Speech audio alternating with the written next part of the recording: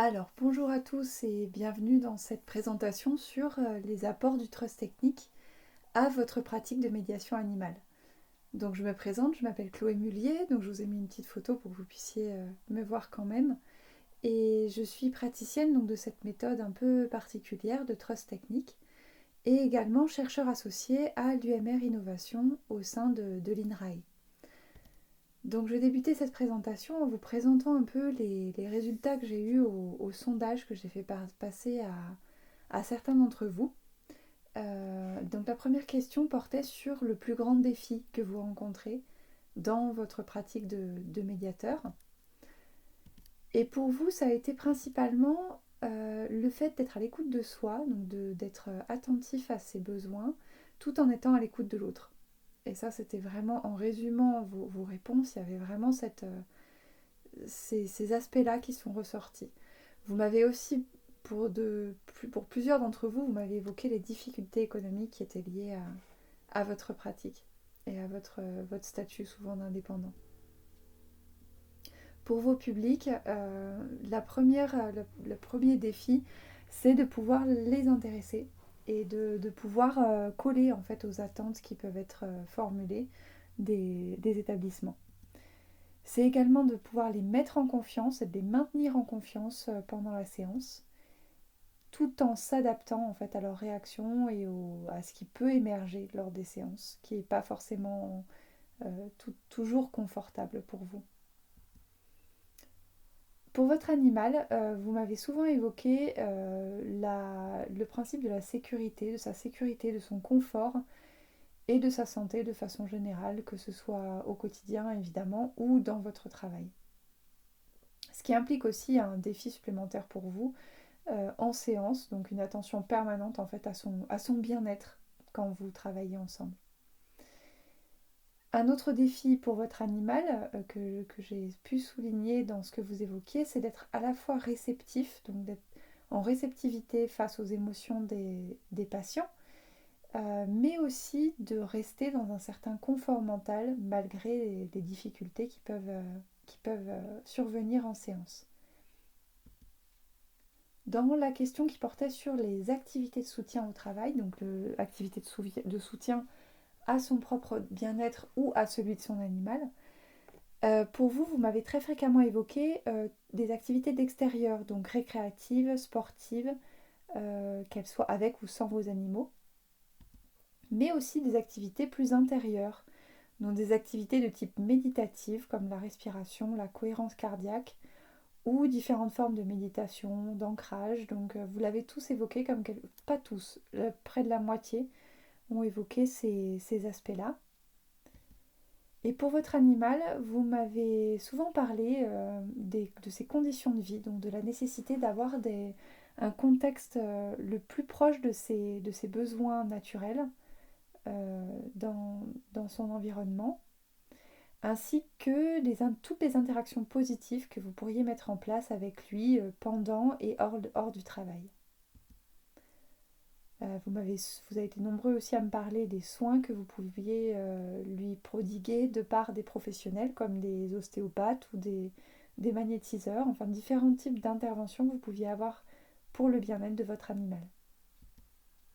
Donc ce qui m'a intéressé aussi, c'est de voir comment on pourrait allier les deux en fait, donc essayer d'allier ce bien-être pour vous et pour votre animal tout en restant autonome et en étant au meilleur ensemble en fait pour chacun de vos patients. Donc la présence et l'instant présent, c'était une autre des questions que je vous posais, savoir si vous connaissiez cette notion.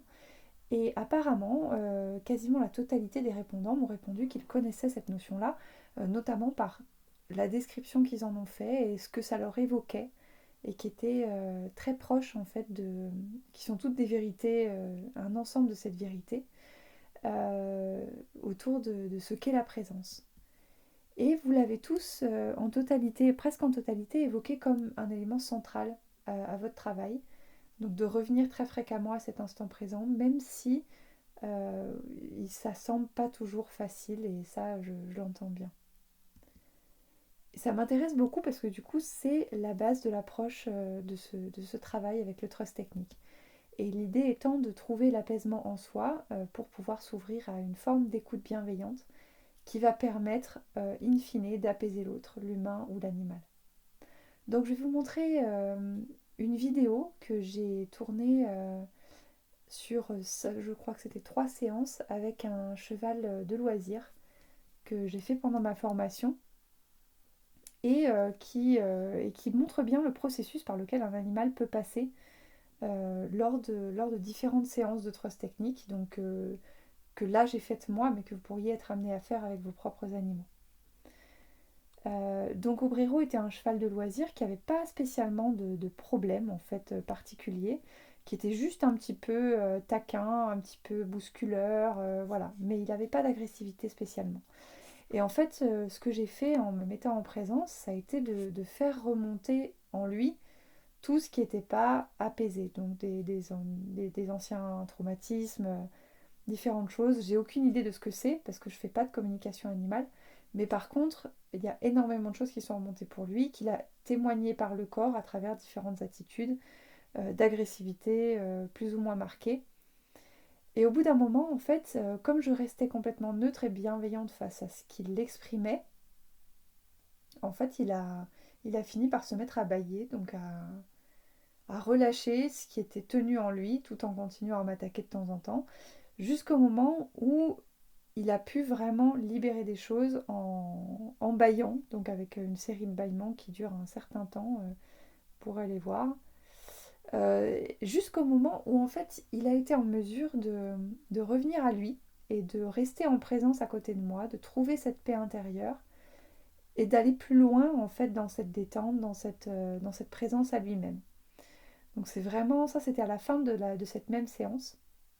C'est un peu comme une bouteille d'eau gazeuse en fait qu'on aurait ouverte et secouée et qui serait revenue à quelque chose de beaucoup plus calme et plat. Donc la deuxième séance, il est revenu très rapidement dans l'état dans lequel je l'avais laissé, à savoir cet état de présence intérieure. Et ce qui est intéressant avec Obrero, c'est qu'il a très rapidement choisi d'aller encore plus loin en se couchant en fait, en restant à mes côtés, en continuant ce travail de présence, en restant à côté de moi. Donc il est allé, il a même choisi pendant cette séance-là, vous irez voir la vidéo, de partir en sommeil profond. Donc il s'est couché à côté de moi complètement et il est resté une dizaine de minutes comme ça à récupérer. Et la dernière séance qu'on a fait ensemble, donc la séance d'après, en fait c'est assez intéressant parce qu'il est allé se coucher immédiatement à l'endroit où il s'était couché la dernière fois et pour reprendre en fait le travail là où on l'avait laissé quoi. Donc c'était vraiment intéressant de voir à quelle vitesse il avait pu évacuer tout ça. Et là, il a fini par évacuer avec des rêves. Donc c'était assez intéressant. Et encore une fois, ce n'est qu'un cas pour un animal qui choisit de se libérer de cette façon-là. Donc vous irez voir la vidéo complète si vous le souhaitez. En tout cas, ce qui est certain, c'est que le travail qui a été fait avec Obrero, j'ai dû le faire aussi avec sa propriétaire, c'est-à-dire que j'ai dû lui expliquer vraiment comment rentrer en présence et comment accompagner son animal vers davantage d'apaisement. Et depuis, ils ont vraiment transformé leur relation, il y a beaucoup de choses qui ont changé pour eux deux, et ils se mettent à évoluer ensemble de façon complètement différente et beaucoup plus apaisée. Donc là où je veux en venir maintenant, ça va être de vous montrer, de vous expliquer un petit peu les principes qu'il y a derrière le trust technique. Donc l'essence du trust technique, ça va être de proposer la paix comme base à toute relation, donc à la relation à son animal. Et la paix, ça va être le fait d'arrêter de penser et d'être réellement dans l'ici et maintenant.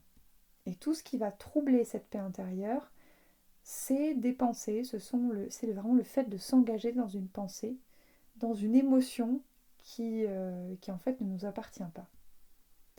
Et vous allez voir qu'en fait, une pensée, c'est très différent de cet acte, de cet engagement dans le fait de penser. Et pour ça, on va faire un petit exercice assez simple, avec ce point, que vous allez fixer avec vos yeux en essayant de faire en sorte que vos yeux ne bougent ni en haut ni en bas, ni à gauche ni à droite. Et vous allez faire ça pendant 30 secondes. Vous pouvez mettre pause si vous voulez.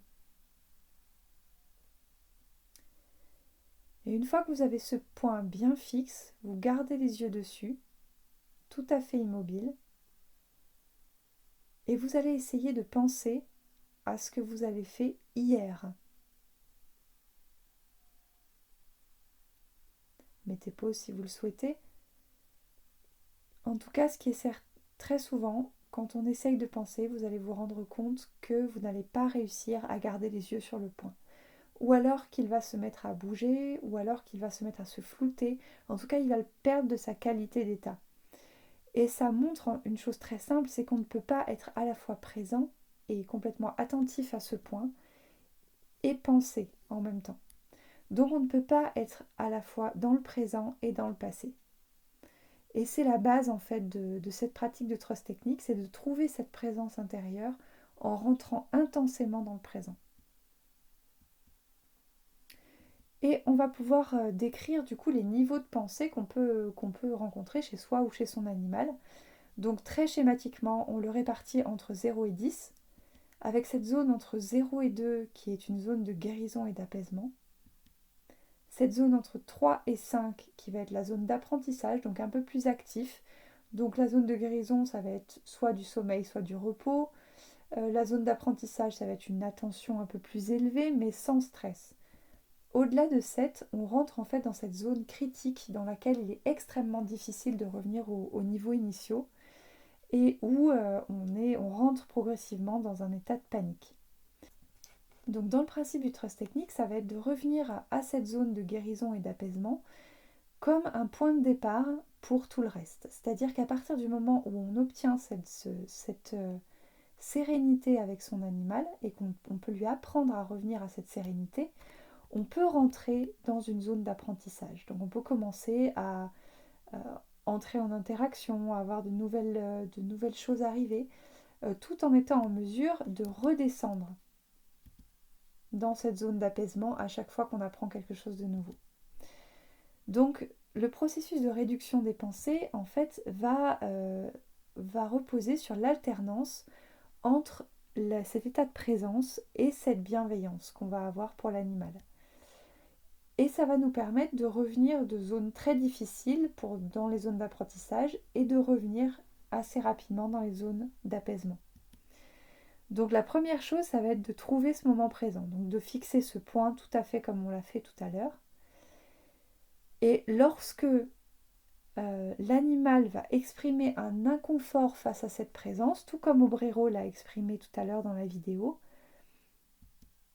on va rentrer dans cette zone, dans cette considération avec bienveillance. Donc j'ai rajouté un cœur parce qu'en fait, cette considération, elle passe non pas seulement par les yeux et par l'ouïe, mais réellement par tout notre corps et par notre cœur. Il faut vraiment être dans la sensation de ce qui se passe pour l'animal. Et en fait, en faisant cette considération-là, dès que l'animal retrouve un certain apaisement, on va revenir à cet instant présent pour l'aider à aller plus loin dans cet apaisement-là. Donc c'est un peu le processus général que je vous ai décrit là. C'est très schématique, c'est pas évident, il faut l'expérimenter.